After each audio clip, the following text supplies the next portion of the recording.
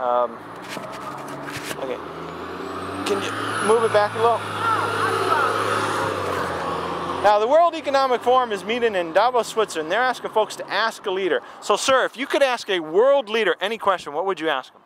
Well, what I would like to ask the world leader is concerning the homeless people. Here on Skid Row, downtown Los Angeles, on the corner of Wall and 5th Street. Now, over here, we have all the homeless and mentally ill people.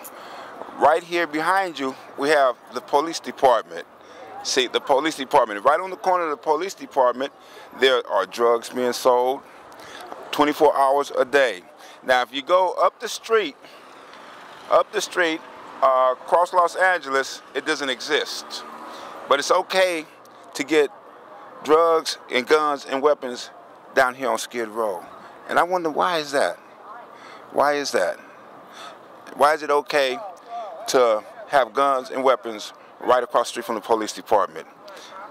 Good question. I've also talked to the chief of police. You're not quoting camera. I've also talked to the chief of police, and I asked him, I say, why are people getting high on the side of the police building? His answer was, they feel safe. I don't feel safe with that answer. I really don't feel safe.